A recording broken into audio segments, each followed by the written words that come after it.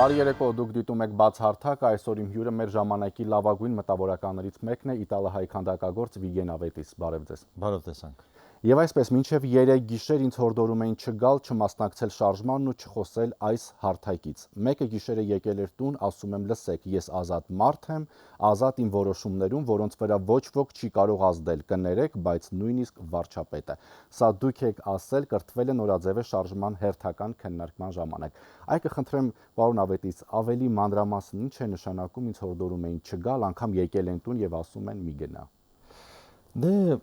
անգամ սպառնալիքներ կային, որ մինչև գիշերը ժամը 2-ը իմ տանը իմ ծանոթներից մեկը, այդ Բևերից մաս կազմող իմ ընկերս համոզում էր, որ չգնամ, որ ես դավաճանում եմ ազգին, որ ես դավաճանում եմ, ես չգիտեմ իր կարծիքով ես եմ ում, բայց ես գիտեք, սա է ամենակարևորը, եւ որ անգամ դիմեցի վարչապետին, ասելով, որ անգամ վարչապետը չի կարող իմ որոշմանը դեմ գնալ, որտեղ դա իմ որոշումն է։ Նենց ոնց որ ես եկա ձեզ մոտ, այսօր ես որոշեցի, որ պետք է գամ, եւ չի կարելի, հենց դա է դրանում է խնդիրը Հայաստանում, որ մեկը մյուսին ուզում է ղեկավարի, չէ, պետք չի ղեկավարել։ Եկեք ազնիվ ապրենք, եկեք թողնենք մեկս մյուսին եւ անենք ինչ որ ցանկանում ենք անել։ Ես որոշեցի գնալ հանդիպել եւ զրուցել ժողովրդի հետ, եւ զրուցել վարչապետի հետ, նրա կնոջ հետ,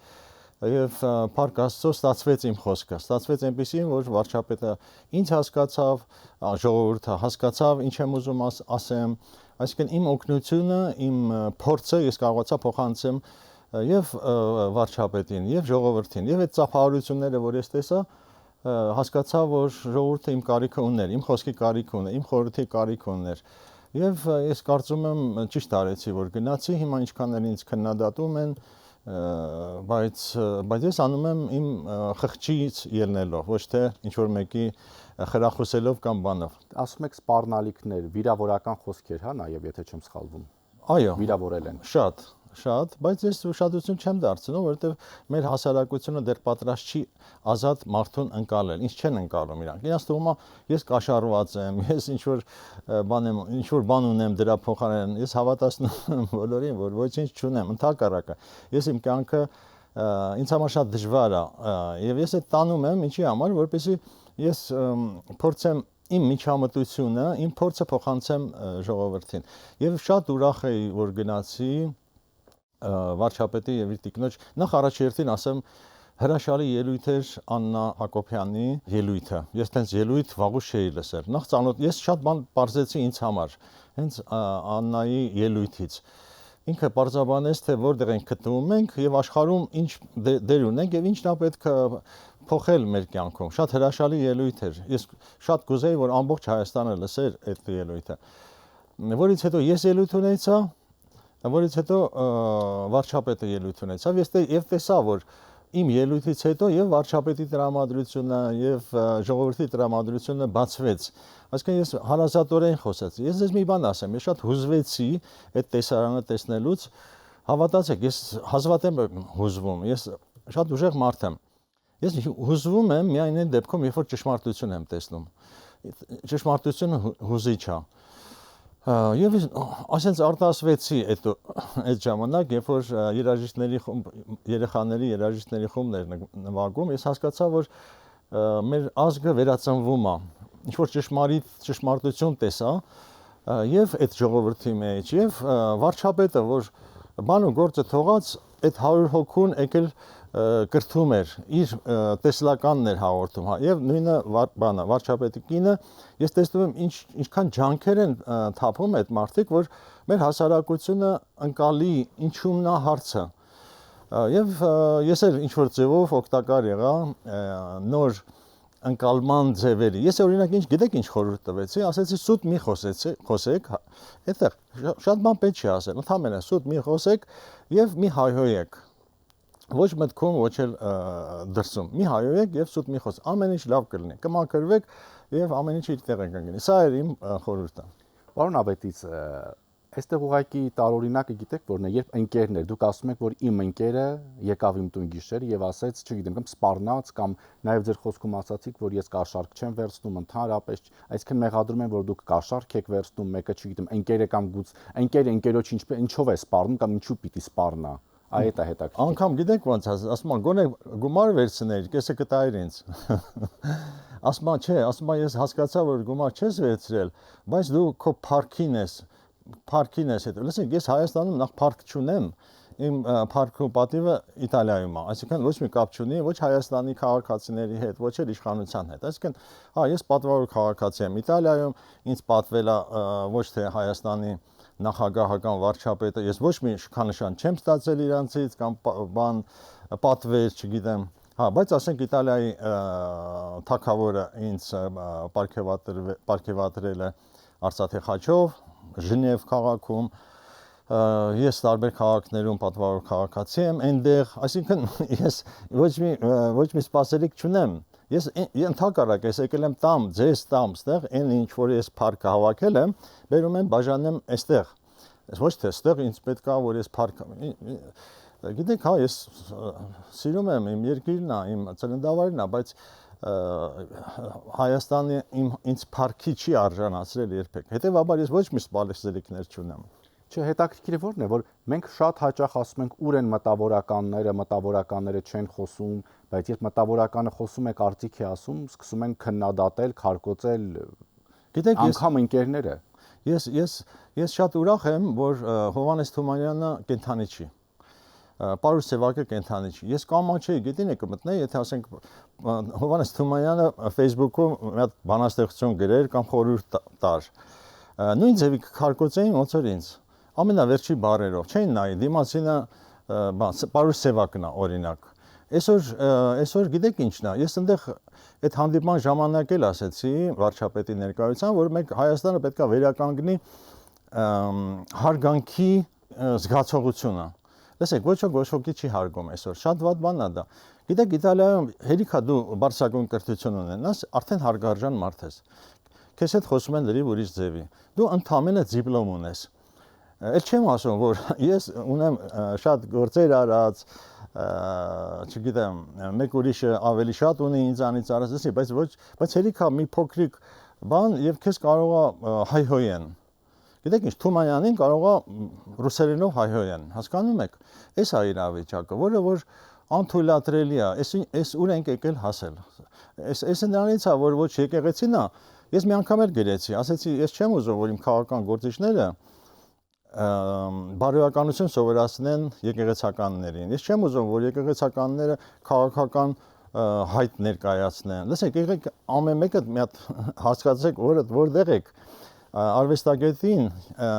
պետքա սիրել եւ հարգել։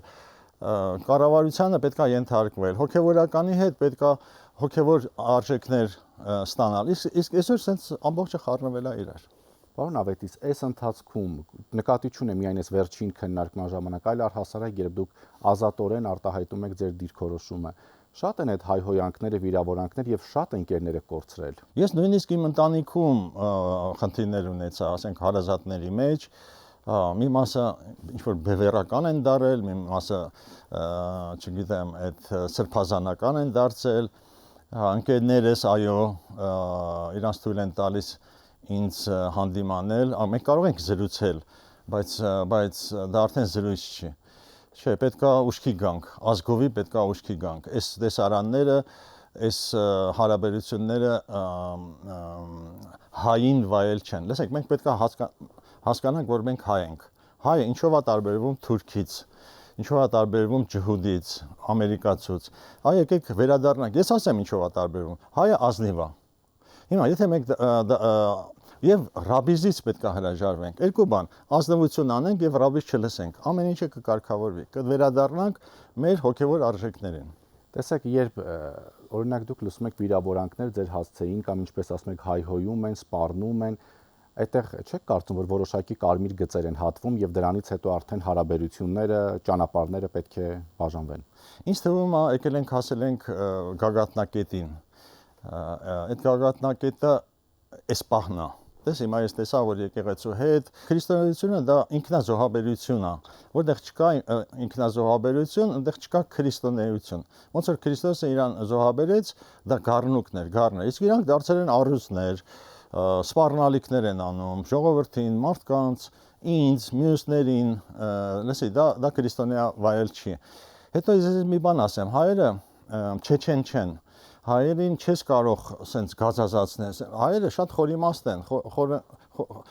խորքային են նայում ամեն ինչին։ Եվ ոչ ռուս են, ոչ չեչեն են, ոչ էլ աբխազ են։ Մի շփոթեք հայերին եւ հայը շատ խորատես է եւ հաստատ չի գնալու խապկանքներին։ Եվ չեք կարող հայերին խափել, չգիտեմ, որտեղից է ձեր բաները, հրամանները, ես տեսա լիքը հրամաններ ա եկել, պատրաստվել ա հեղաշրջում, լսի, մենք չեչեն չենք, մենք հայ ենք եւ գիտենք, թե ինչ բան է հայինիները, մենք հերուն ենք տեսնում։ Սրանք ուզում են սենց արագ ինչ-որ բանի հասնեն եւ փակեն, չեք կարող։ Հայ ժողովուրդը կուլ չի գնա, ոչ ռուսին, ոչ թուրքին, ոչ ադրբեջանցին։ Այդ տեսեք ասացիք, որ ուզում էին պատրաստել հեղաշրջում, Սրբազան պայքար շարժման առաջնորդ Բագրատ Գալստանյանը կալանավորվել է 2 ամիս ժամկետով, նրան մեղադրանք է առաջադրվել ահաբեկչություն նախապատրաստելու, զանգվածային անկարգություններ հրահրելու հոդվածներով։ Հիշում եք, այդ ժամանակ, երբ որ այդ ծառեցված Սրբազանը շարժում էր սկսել եւ պետքա մտնեին արդեն ազգային ժողով, ես այստեղ էի ձեզ մոտ էլի եւ այնտեղ դուք ինձ ասեցիք այդ շարժումը գնալով մարում է։ Ես ձեզ պատասխանեցի, շարժումը չպիտի մարի, շարժումը պետքա դատապարտվի։ Մենք 2 տարի առաջ, մենք չէ, իշխանությունը պետք է դատապարտեր հենց այդ քայլը, որ ինչ որ մի տեր կաթողիկոսի հրամանով իմ երկրի վարչապետին ժամանակացույց էր դրել։ Հեսա 2 ժամից ազատես գնաս, ման։ Այդ ինչ է։ Լսի, այդ ժամանակ, երբ որ ես դատապարտեցի ձեր տաղավարում, այդ ժամանակ պետքա ոստիկանները հենց միանգամից ձերբակալ էին, ոչ թե 2 տարի հետո։ Ես հասկանում եմ, իրանց պետք էր ապացույցներ, որով կդատապարտվեր։ Այսօր ունեն այդ ապացույցները, որ Գալստանյանը պատրաստում էր հեղաշրջում եւ անհնազանդության, ասենք վառել, մարել, չգիտեմ ինչ անել, հա, ես դա եմ հասկանում, բայց ես կարծում եմ 2 տարի առաջ ինքը պետքա ձերբակալվեր։ Դուք այդ ձայնագրությունը լսել եք։ Չեմ կարողանում լսել, sense մի քանի բաներ լսեցի, որտեղ նախ իր ձայնն է ինձ տհաճ, երկրորդն էլ ես հակահիգենիկ է ինձ համար լսել եւ տեսնել մարդկանց, որոնք որ ինձ բան են անում, ցավ են պատճառում։ Այդ մարդկանց ես աշխատում եմ չլսել։ Իսկ այստեղ արտաքին ուժերի ազդեցություն տեսնում եք, թե ոչ պարզապես։ Ուղիղ կապ Մոսկվայի հետ։ Այո, սա աշխատանք է տարվում։ Հիմա կան քաղաքագետներ, որ ասում են արժևում, քանի որ 2026-ի ազգային ժողովի ընտրություններն են, չի բացառվում, որ ելի այսպիսի հեղաշրջման փորձեր նախապատրաստվեն։ Միանշանակ, բայց ես կարծում եմ, այս վերջի փորձներ եւ այլևս նման բաներ չի լինի, որտեղ օրինակ այդ բանը էլի եմ ասում, այդ Շիրակի թեմի առաջնորդը ինքը այնքան վստահ էր, որ պարոն Պուտինը իր պապան, իրան լսում է, ինքը մեզ չէր ասում։ Պուտինն էր ասում, որ ես այն ժամանակ ասել եմ, որ պետք է ռազմական հեղաշրջում լինի։ Հիշում եք, իր խոսքերն են սրանք։ Ինքը մեզ չէր ասում, ինքը արդարանում էր իր գործատուի մոտ, որ իր գործատուն լսեր, որ հա, լավ, դու այդքան գործ ես արել, բրավո։ Այսինքն, էս է։ Եվ ինքը այսօր պատասխան է տալիս հենց այդ խոսքերի համար, որտեղ իր պապան էլ տեր չի կանգնում իրան։ Որտեղ մեր պետությունը ավելի ուժեղ է, քան իր պապան, մեր երկրի մեջ եմ ասում։ Ինքը կարծում էր մեր երկրի մեջ իր պապան ավելի ուժեղ է։ Դրա համար տենց մեծ խոսած հիմա պետք է պատասխան տա դրա համար։ Պարոն Ավետիս, տեսեք, ես վստահ եմ, որ այս հարցազրույցից հետո էլի ձեզ քննադատելու են, լինելու են մարդիկ, որոնք կքննադատեն, բայց արդյոք հիմա է մենակ այս իրավիճակը, երբ անհանդուրժողականություն կա կամ չգիտեմ, չեն հարգում, չեն արժևորում մարդուն կամ նրա տեսակետը, տարբերվող տեսակետի մասին է խոսքը, որովհետև մենք հիշում ենք, որ 1988 թվականին, երբ դերասանուհի Վիոլետա Գևորգյանը մեկնեց Բաքու, կինոփառատոնին մասնակցելու եւ արժանացավ այստեղ արդեն Հայաստանում իր արվեստագետ գործընկերների, չգիտեմ, քննադատությանը եւ մարդը ստիպված թողեց, հեռացավ Հայաստանի Հանրապետությունից Միացյալ Նահանգներ, այնտեղ էլ մահացավ։ Այստեղ շատ արտիստներ իր սերնդայքից ամեն դեպքում հրաժարվում էին նույն բեմում կանգնել Վիոլետա Գևորգյանի կողքին։ Գիտեք, ես նախ մարդ եմ, իմ հայրենիքի զավակն եմ։ Հետո քանդակագործ եմ, հետո մնացած իմ ամեն ինչը։ Այսինքն ես ասում եմ իմ քաղաքացիական ընկալումը, ես ինչպիսին է այսօր իրավիճակը։ Սա իմ իրավունքն է եւ ես պաշտպանում եմ իմ պետությանը առաջին հերթին, հա, հեշտ է գնալ ապրել, ասել ես արվեստագետ եմ, գործ չունեմ, տես ես չի ուզում գայի ձեր հաղորդմանը, բայց ես եկա, որտեղ ես հասկացա, որ կարիք կա իմ խոսքի, մեր միասին զրույցի, վերլուծելու, այ տեսեք Աննան էլ Հակոբյան իմ կարիքը ուներ, որ ես խոսք ասեմ այնտեղ, հիմա ինձ մեղադրում են ինչի ես գնացել Աննայի հրավերքով, ես գնացել եմ իմ ժողովրդի մեր պետության ներկայացուցիչների մոտ խոսելու, զրուցելու։ Եթե կա իմ խոսքի կարիքը, ես ասում եմ ինչ որ մտածում եմ։ Եվ ես չեմ խոսա այն ժամանակ, երբ որ ինձ չեք հարց չեք տա։ Հիմա հարց եք տալիս, ով որ կընդունի, ով որ չի ընդունի, որովհետև քննադատությունը շատ լավ բան է։ Ես քանդակագործ եմ, քանդակ եմ անում։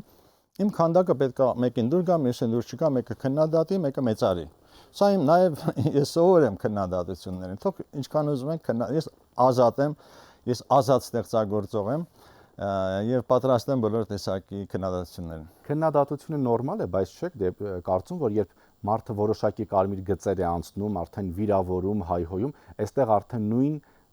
կրթության խնդիր կա, կրթության պակասի խնդիր կա, երբ ընկերներն են արդեն վիրավորում ձեզ, հայհոյում, չգիտեմ, զրպարտում, սպառնում։ Դե ես դրա համար շատ բարձր գնահատեցի այդ կրթությունը նորաձև է, այս գործընթացը, այդ մարդիկ իրանց բանը գործը թողած դասատուի դեր են կատարում, շատ կարևոր մարդիկ վարչապետը եւ առաջին տիկինը փոխանակ, այսինքն ոչ թե փոխանակ, այսինքն իրանք հասկացել են, որ ինչն է պակասում մեր հանրությանը, կրթությունը, անկիրթ ենք, պետք չի վախենալ ասել, անկիրթ ենք, պետքա կրթվենք։ Հա, ես ամեն օր կրթվում եմ իմ աշխատանքով, իմ հարաբերություններով, ամեն վարքյանը իմ կյանքի, դա մի նոր կրթություն է։ Եվ ես չեմ վախենում ասել, որ ես կարիք ունեմ կրթվելու։ Այո, պետքա կրթվենք, քաղաքա կրթվենք։ Տեսեք, վարչապետը ասում էր, որ պետքա հասկանալ, որ սա մեր երկիրն է։ Այո, Արևմտյան Հայաստանից ենք, ես իմ պապսել է Վանից։ Բայց էս է իմ երկիրը։ Հիմա ես կանգնեմ ասեմ, չէ, ես վանեցի եմ։ Հա, Վանից իմ ծնունդն է։ Բայց եկեք մեր երկրին անվանենք հայրենիք, պետություն, եւ այս պետությունը ամեն կերպ պահպանենք եւ պաշտպանենք։ Այս էր ասում վարչապետը, որ այսօր մարդիկ դες չեն հասկանում։ Ասենք մարդիկ կան, որ կանգնում ասում են, չէ, ինքը իմ վարչապետը չի։ Չէ, ինքը Հայաստանի Հանրապետության վարչապետն է, դու ուզում ես թե չես ուզում, Գալստանյան, չգիտեմ, Կաթողիկոս, Լևոն Տեր-Պետրոսյան, նախ այդ երեք նախագահներին պետքա լրացնել։ Իրանց խոսքերը պետքա վերանան մեր այսօրվա պետության առօրյայից։ Իրանք ով են որ կարծիք են հայտնում։ Լևոն Տեր-Պետրոսյան առաջին նախագահ։ Ինքը գիտեք ինչ, ինքը Ժան-Ժակ Ռուսոն չի։ Ինքը Մարկոս Ավրելիոսը չի։ Ինքը մի հատ Լևոն Տեր-Պետրոսյանն է։ Եվ Լևոն Տեր-Պետրոսյանը, տեսեք, կաթողիկոսը գնում է Լևոն Տեր-Պետրոսյանից օգնություն խնդրում, որ նա էլ ինչ անի, պախարակի իմ վարչապետին, իմ ընտրած վարչապետին։ Ախր դու ով ես։ Դու ախր հիշի, որ երկրորդ անգամ կեղծիքներով ընտրված նախագահ ես եւ քո պայծառափայլ մտքերը էլ չի հետաքրում եւ պետք չի իմ այսօրվա պետությանը դու քեզ հավաքի եւ քո գրքերը գրի եւ մի խառնվի իմ այսօրվա պետության գործերին ով ես դու ոչ մեկը 0 նախկին նախագահ չի նշանակում բան ինքը թակավոր է եղել հիմա էլ շարունակում է թակավոր լինի վերջ պետքա վերջ տալ այդ նախկիններին լսելը հասկանում եք այսինքն նաեւ նույն հարթության վրա Սերժ Սարգսյան Ռոբերտ Քոչարյան այո Սերժ Սարգսյանը Ռոբերտ Քոչյանը ես իրանց իհարկե չեմ սիրում բայց գոնե իրանք բաներ ունեն պարլամենտում ներկայացուցիչներ ունեն նրանք իրանց փոխարեն խոսում են արա Լևոն Տեր-Պետրոսյան դու ով ես Ոչ մեկն ես դու։ Անցած մնացել մի քանի տարի է մնացել ապրելու հանգստացի վայելի քո վաստակած հանգիստը։ Պարոն Ավետիս, եւ այսպեսի մի հարց էլ։ Մենք շատ հաճախ ձեզ հետ խոսում ենք Հայաստանի եւ Իտալիայի նմանությունների մասին։ Ես ուզում եմ այս դեպքում ասեք Հայաստանի եւ Իտալիայի տարբերությունը, այ Իտալիայում այսպիսի վերաբերմունքի կարժանանայք ընդամենը նախաձեռնությանը մասնակցելու եւ բանախոսությամբ հանդես գալու համար։ Գիտեք ինչ, իմ ընկերը, որ Իտալիայի Գավրիելիա քաղաքի քաղաքապետն է, ես իրան ասեցի, որ գնում եմ այսպեսի, ասեց խնդրում եմ իմ կողմից ողջույններս փոխանցի վարչապետին եւ փոխանցեցի։ Եվ ինքը խնդրեց, որ ասա, որ ես էլ քոպես մշակութային հեղափոխական եմ եւ գեղեցիկի համար պայքարող եմ։ Եվ ես դա փոխանցեցի վարչապետին եւ ինքը ճկնաղ մի հաղորդագրություն գրեց, այնց մեծարեց ինձ այդ օրինակ այդ քաղաքապետը, որ ես ամաչում էի նույնիսկ լսեի կամ կարդայի, ինքը ձայնային բաներ ուղարկել։ Ինձ համար իմ կարծիքով չափազանց ինձ մեծարեց, որտեվ ես կանգնած եմ գեղեցիկի կողքին, որովհետեւ ես կանգնած եմ իմ պետության կողքին։ Այդ քաղաքի քաղաքապետը ինձ գիտեք ինչ, ինքը տես կարող էր մեծանել օրինակ Դանտեին։ Ու ես լսում եմ իմ հասցեին այդ մեծարանքի խոսքերը։ Մենք մոռացել ենք մեծարելու շնորհը։ Դա շատ կարևոր է։ Տես ոչ մեկին չի մեծարում այսօր։ Ընդհակառակը մեկը մյուսին փորձում է բանալ։ Եվ ես ասեցի, մեր տարբերությունը նրանում է, որ իտալացի քաղաքացին, եթե իմանում է, ոչ թե դու, որ իմանում դու քանդակագործ ես, արվեստագետ ես, ուղղակի խոնարհվում է քո մոտ։ Իսկ որ իմանում ես որ դիպլոմ ունես բարձրագույն կրթություն, դա իր համար արդեն քեզ ինքը երբեք քեզ դույով չի դիմի։ Ինքը կմեծարի, կխոնարհվի քո ուսման առաջ։ Եկեք խոնարհվենք ուսյալի առաջ, ոչ թե գողական։ Այսօր գողականները եկել են Ռուսաստանից, մեզ ինչ-որ բան են թելադրում։ Դուք չեք նկատել, որ եկեղեցու կողքը կանգնած է բան, հանցավոր աշխարհը, օլիգարխիա հանցավոր, այդ ոնց։ Մենք եկեք դրա մասին մտածենք, էլի։ Ոչ մի մտավորական, մտավոր մարդ չի կանգնած այսօր եկեղեցու գործիչների կողմից։ Հետո երկրորդն է, պարոն Ավետիս։ Որովհետև եկեղեցականները փաստորեն ավելի մոտ են կանգնած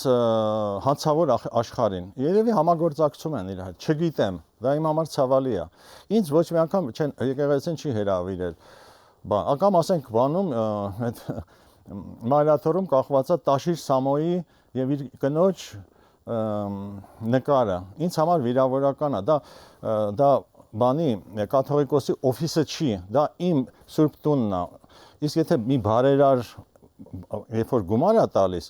օրինակ Ֆլորենցիայում գիտեք ինչ, բարերարները նույնիսկ սև շորեր էին հագնում, նույնիսկ կոշիկներն էին փակում, որ իրանց չճանաչեն։ Ինքը որտեվ եթե բարեգործություն ես անում, դու պետք է անճանաչելի մնաս, ոչ թե գնաս քո մեծարման համար բարերարություն անես, եւ քո նկարը կախվում այնտեղ, դա խայտարակություն է, դա գիտեք ինչ է, գեղցիություն է, ասեմ դες։ Այսինքն այստեղ այդ կապը վերականգնելու հասարակություն եկեղեցի կապը վերականգնելու խնդիր ունենք։ Հոգևոր արժեքները վերարժևորելու խնդիր ունենք, այո։ Ինչպիսի արժեքներ ենք կրում մենք։ Այս է պետք է վերականգնենք, որը շատ լավ անում է Աննա Հակոբյանը եւ վարչապետը։ Շնորհակալություն։ Հիշեցնեմ իմ հյուրը իտալահայ քանդակագործ Վիգեն Ավետիսն էր, շնորհակալություն ուշադրության համար, հաջողություն։